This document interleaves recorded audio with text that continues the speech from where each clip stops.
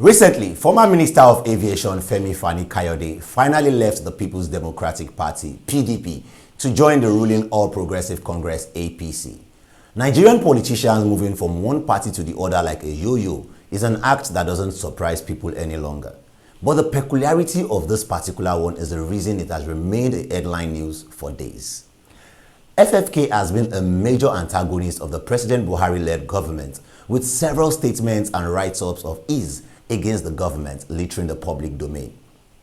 One of the most interesting quotes of his is this: "With what we have witnessed, I would rather die than join a filthy, rat-infested, sinking ship like the Almajiri People's Congress."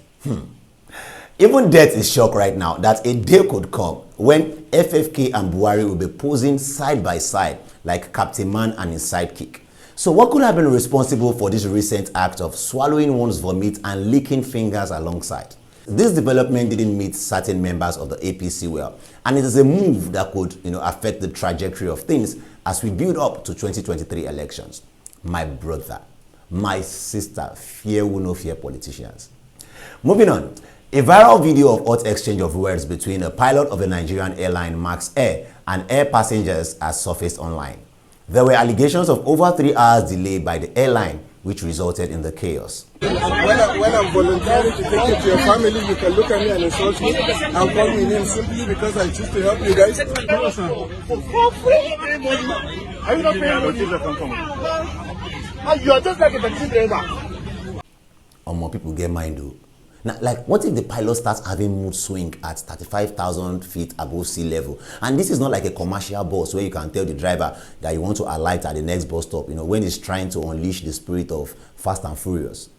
But come to think of it, as much as delays could be caused by lots of factors, nowadays it is looking like there is a strong competition between local airlines to show which airline is the real don, when it comes to delaying flights. Something like, "Oh my forget, your airline they delay flight reach our own. Your own they do like 2 hours delay, but we they delay like 6 hours or full days and nothing they happen." Because obviously these airlines get away with it too many times, and any passenger who has lost a major business deal because of related incidents will understand where the shoe pinches better.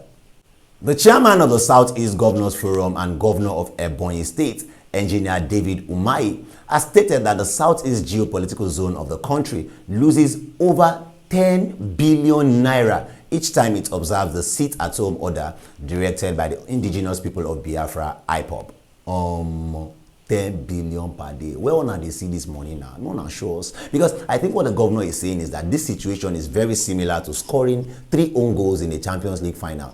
Now, for the sake of those who have not been following the situation in the Southeast, IPOB has ordered that Mondays are for sit-at-home protests, to show solidarity for their leader, Nnamdi Kanu, who is in the custody of the Nigerian government.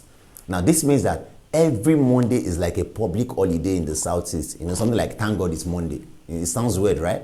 Almighty Monday for that matter.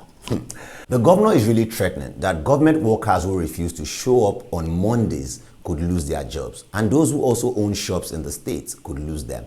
So with pressure coming from residents who can't afford these weekly sit-at-homes, do you think IPOB will be discouraged to carry on with this act? We really hope so. Just like a prolific gymnast at the Olympics, the value of the Nigerian naira has been somersaulting aggressively down the stairs, and this development has kept the Central Bank of Nigeria busy in recent times. Now, some weeks ago, the Apex Bank stopped the allocation of foreign exchange to the operators of Bureau de Change, BDC, with claims that these BDCs had since deviated from the purpose for which they were issued licenses in the first instance and accused them of forex fraud. But something is weird here. Despite putting BDC operations on hold, the naira keeps falling like an oversized trouser that is not privileged to meet with a belt. The latest victim of CBN sledgehammer is Aboki FX, a web platform that reports movements in the foreign exchange market across the world.